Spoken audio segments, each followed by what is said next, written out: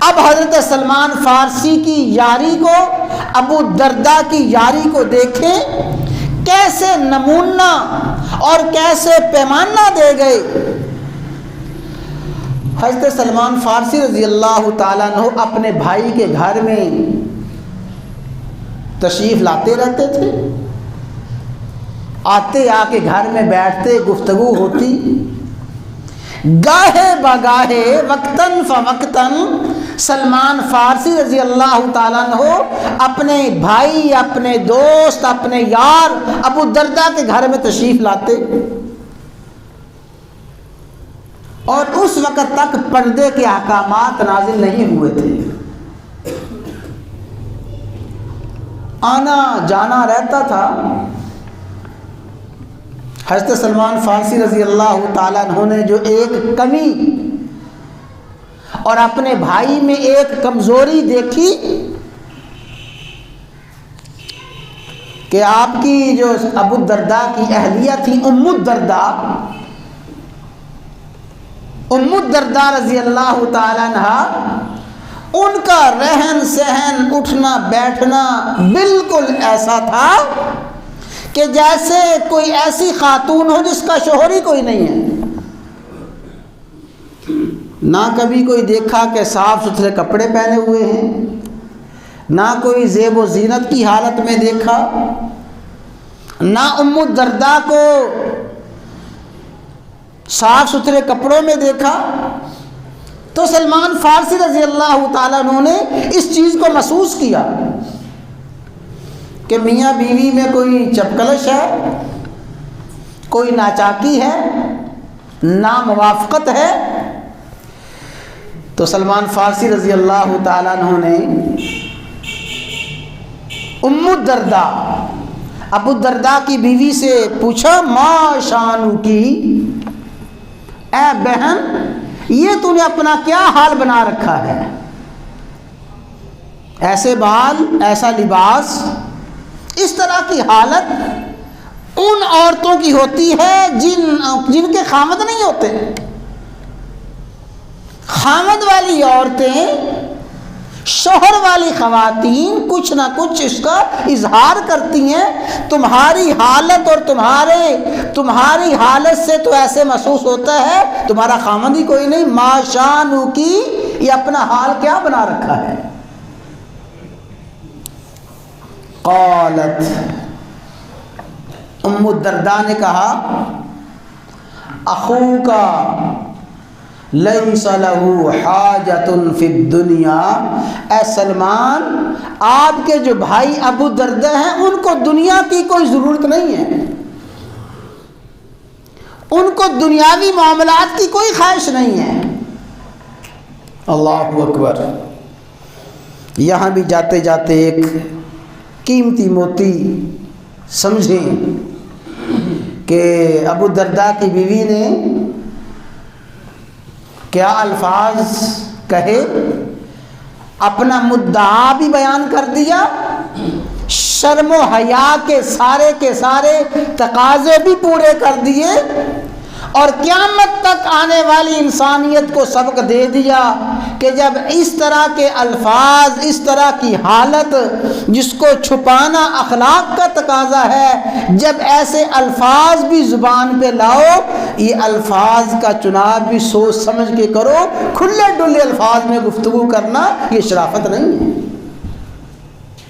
اللہ اکبر۔ اخوک لیس لہ حاجۃ فی الدنیا، آپ کے بھائی کو دنیاوی معاملات میں کوئی دلچسپی نہیں ہے۔ ظاہر ہے کہ ہم اس کا مطلب سمجھ رہے ہیں تو سلمان فارسی بھی سمجھ گئے۔ انہوں نے دیکھا کہ میرے بھائی میں یہ کمزوری ہے، میرے دوست میں یہ عیب ہے، فوراً اپنے بھائی کے لیے آئینہ بنے اور اس عیب کو دور کرنے کی، اس عیب کو اصلاح میں بدلنے کی، اس کمزوری کو خوبی میں بدلنے کی کیسے فکر کی، کیسی حکمت عملی اپنائی۔ آ گئے ایک رات، آ گئے سلمان فارسی آ گئے ابو الدرداء کے گھر میں. کہنے لگے بھائی آج میں نے آپ کے گھر میں ٹھہرنا ہے، آج میرا رہنا آپ کے پاس ہوگا.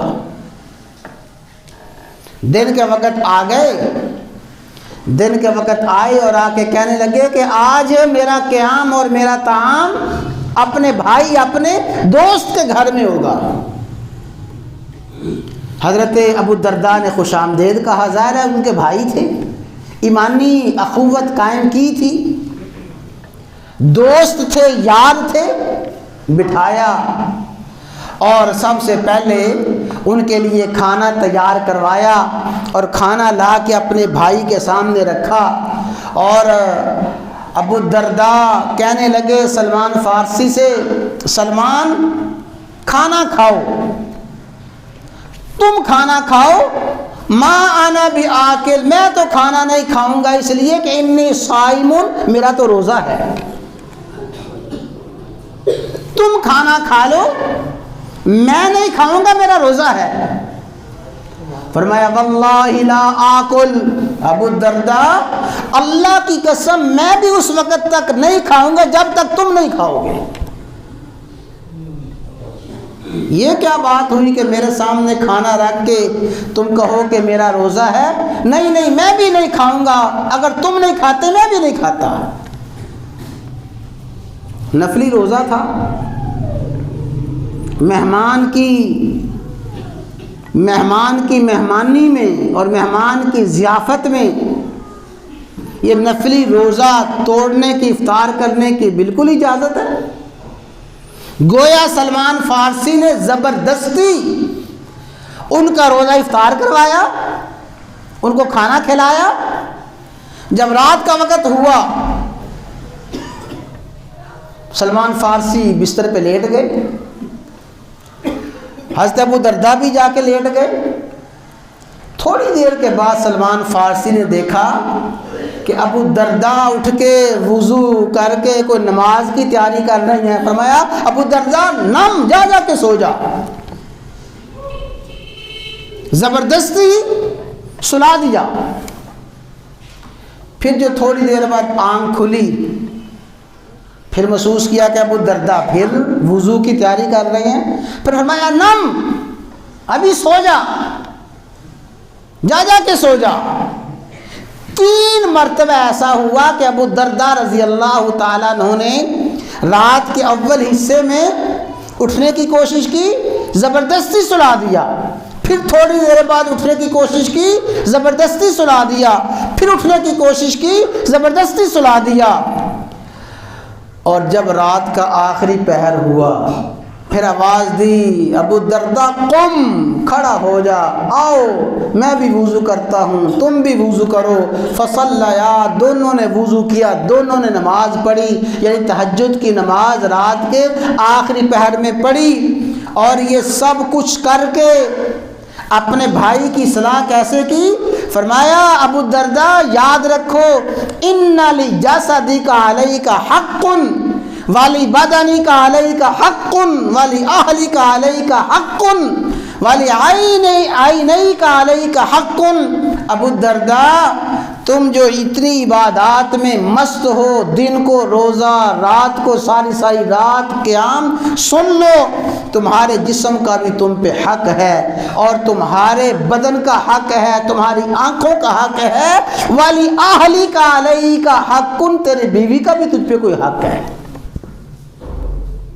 یہ الفاظ فرمائے تھے حضرت سلمان فارسی رضی اللہ تعالیٰ عنہ نے.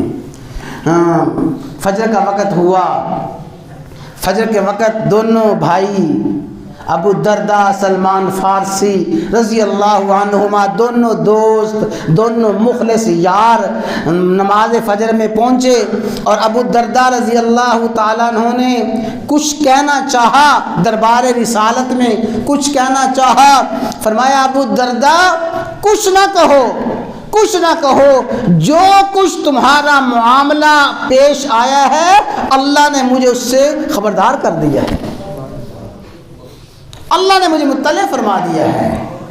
یا رسول اللہ ابو درداء نے کہا یا رسول اللہ، سلمان فارسی نے یہ کہا تھا ان لی جسدک علیک حق ولی عینیک علیک حق ولی اہلک علیک حق، یہ سلمان فارسی نے کہا تھا، آپ نے فرمایا صدق سلمان، سلمان نے جو کہا حق اور سچ کہا ہے۔